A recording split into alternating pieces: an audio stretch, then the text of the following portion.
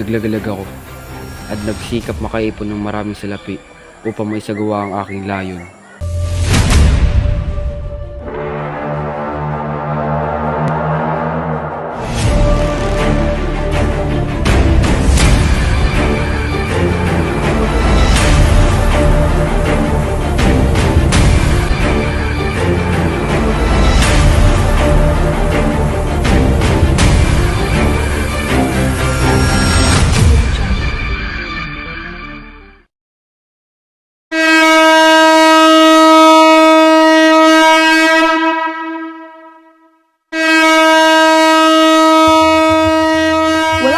Ibibilis ang pagtakbo ng bapor na ito?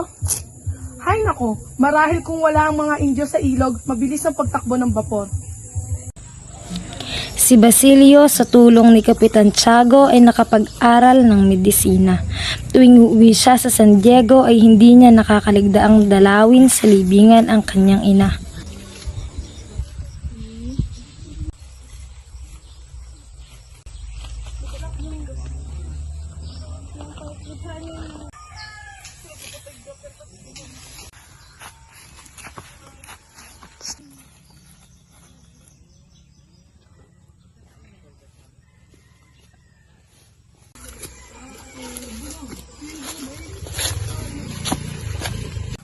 Tutulungan ko ba kayo, Gino? Nakikilala ko kayo 13 taon nang nakararaan. Basilio, nakakabatid ka ng isang game na maaaring ikasawi ko. Hindi kita papatayin sa pag-asang hindi ko ito pagsisisihan. Naglagalag ako at nagsumikap makaipon ng maraming salapi upang maisagawa ang aking layon. Tulungan mo ako. Gamitin mo ang iyong lakas sa kabataan upang kalabanin ng mga lis na akala. Yan ang dahilan kung bakit nais kitang mabuhay pa. Ginoo, napakalaki kong karangalan na mapagtapatan ang inyong mga balak. Ngunit hindi ko magagawang gampanan ang inyong hinihiling.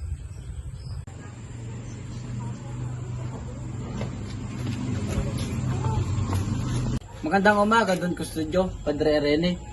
Minumungkahi namin ang pagpapatayo ng Akademya ng Wikang Kastila. Pahihintulutan namin ang Akademya ng Wikang Kastila. Ngunit ang mga paring Dominikano ang magiging punong tagapamahala nito.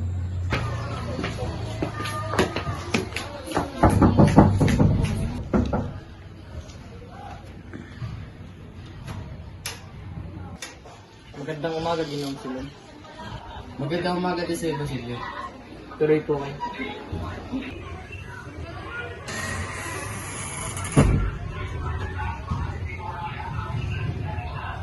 Ang diyaan sa iyo magsika nito ay tuturing namin ka at aming papatayin. Ikaw ang magtataas kay Maria Clara sa kumbento habang nagkakagulo ang buong Luzon. Ngunit huli na ang lahat, Simon. Nagpakamatay na si Maria Clara. Hindi maaari. Hindi totoo yan.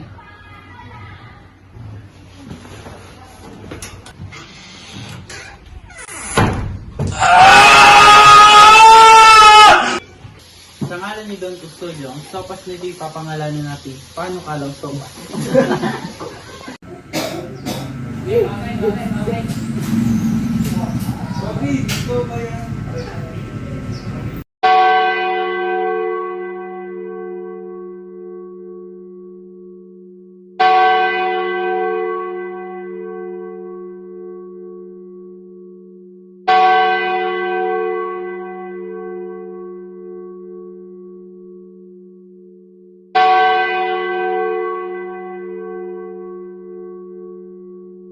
Ang lahat ng mag-aaral na may kinalaman sa paskin na ito na dumalaw ng piging sa pansiteria ay dadakpin.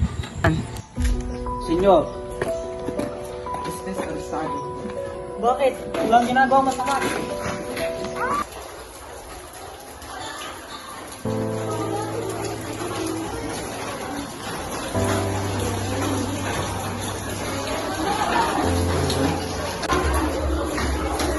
Maaari ka ng makalaya.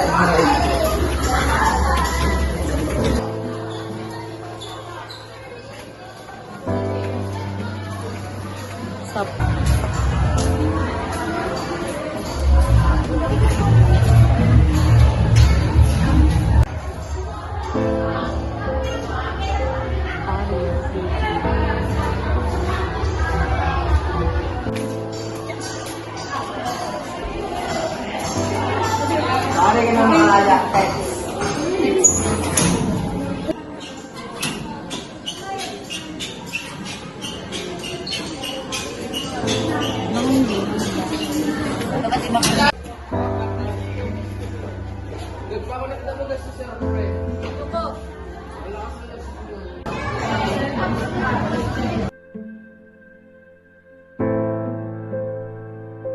Audio preview.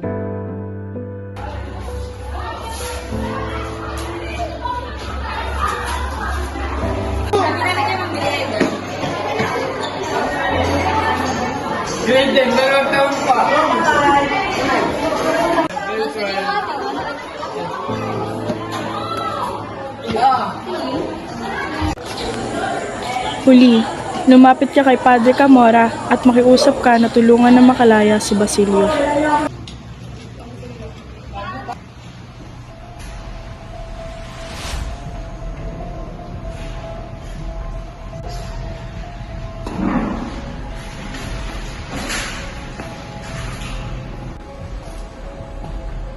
May itutulong ba kasi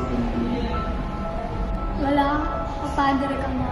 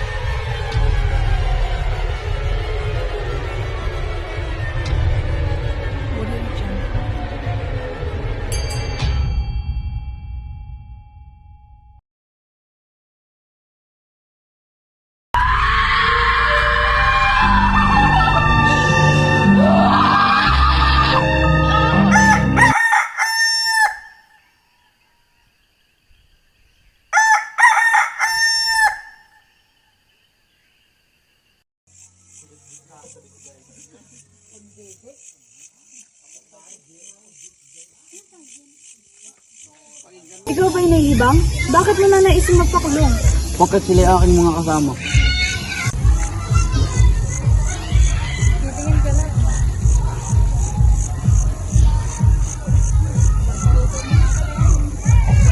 Sinamantala ito ni Simon at gumawa siya ng paraan upang maipagkasundo niya na ipakasal si Juanito kay Paulita, nakaisa sa negosyo kay Don Timoteo Pilaes upang maisagawa ang balak na paghihiganti.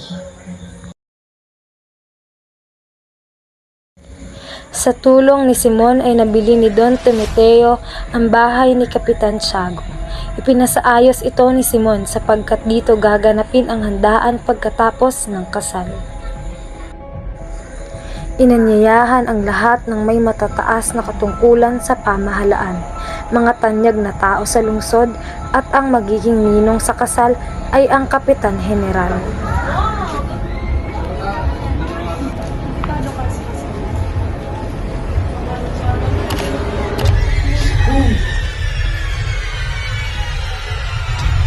Nawala na ang dating amo sa mata ng binata.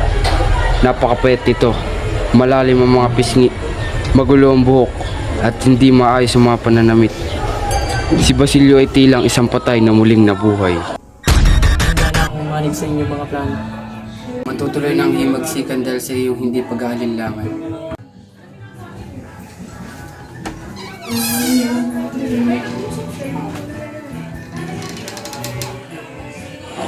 Ang ilawang ito na isang tunay na granada ay gagamitin natin sa araw ng kasal. Ilalagay natin ang lamparang ito sa gitna ng lamesa na magbibigay ng liwanag at pagkaraay manlalabo. At kapag itinaas ang mitsa upang paliwanagin ng ilawan ay sasabog. Pipinsala ito sa lahat ng bisita upang maging hudyat upang simulan ng ating paghihimagsik. Sa ikasampu ng gabi ay magkikita tayo sa tapat ng simbahan ng San Sebastian.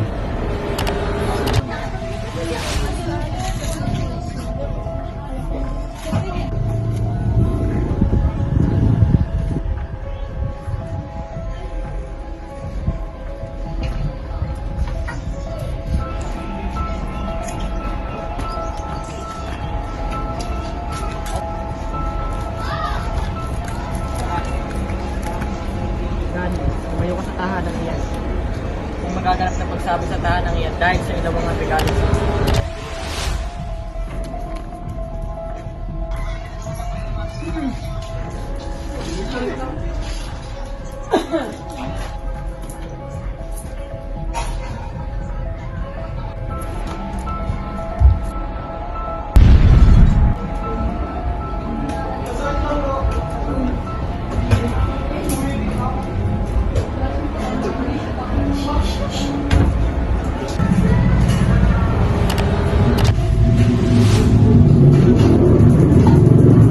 Manny Giselle Pares, Juan Crisostomo Ibarra.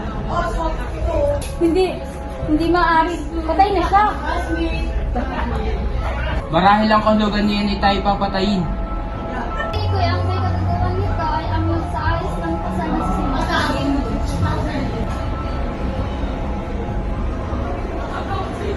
Nabatid na ang may pakana ng lahat ay walang iba kundi si Simon. Kaya't siya ay pinatugis ng may kapangyarihan. Uminom ng lason si Simon dahil ayaw niyang magpahuli ng buhay.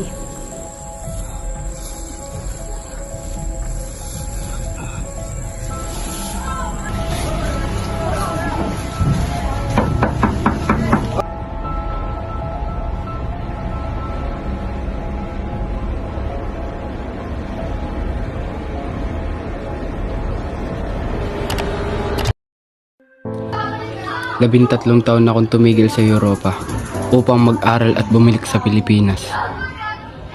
Napatawad ko na noon ang mga nagkasala sa aking ama.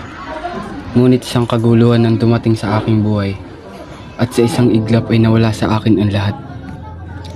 Naligtas lamang ako sa kamatayan sa tulong ng isang kaibigan. Nagtangka akong magiganti. Nagpunta ako sa ibang bansa. Dala ang bahagi ng kayamanan ng aking magulang. Audio preview.